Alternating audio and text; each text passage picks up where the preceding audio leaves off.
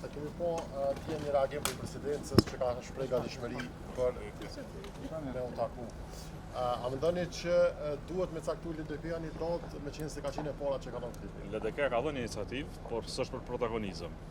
Por nëse edhe parti tjera do ta bëjnë një organizim të tillë, le ta bëjnë. E rëndësishme është që të ketë gjithë përfshirje dhe presidentën, natyrisht.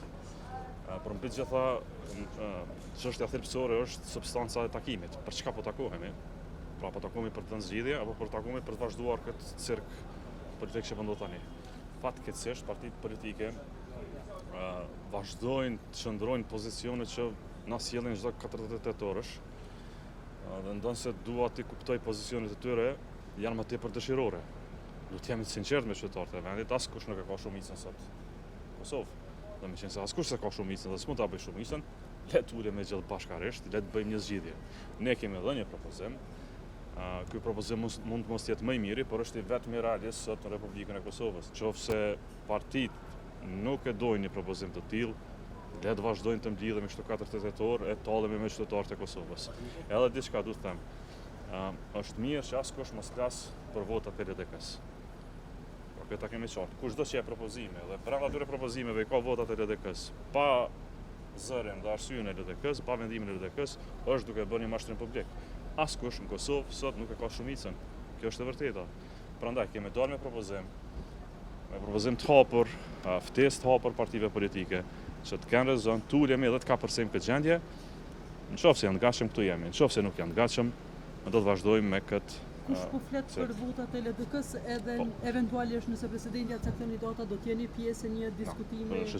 Ne kemi bërë thirrje për gjithë përfshirje, çdo takim gjithë përfshirës është vazhdimësie e idesë sonë. Prandaj natyrisht po, se ne nuk mund të bëjmë ftesë për gjithë përfshirjen në një më pas të refuzojmë një facilitim. Edhe një herë, nuk është brenga jonë protagonizmi, nuk e kemi atë brengë.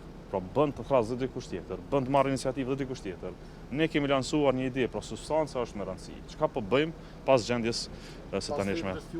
Pas opsionit juaj, keni marrë përgjigje të partive tjera. Kemi parë publike janë, tani në këtë rrethon vazhdojmë të presim rezon politik për të kapërcyer këtë gjendje.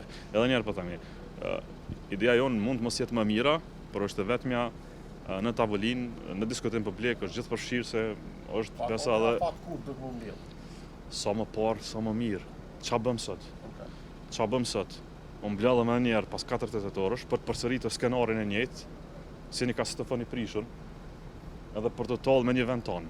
Çfarë zgjidhje është kjo? Dhe më pas në mënyrë dëshirore flasim se ne e bëjmë shumicën. Askush s'e bën shumicën sa në Kosovë.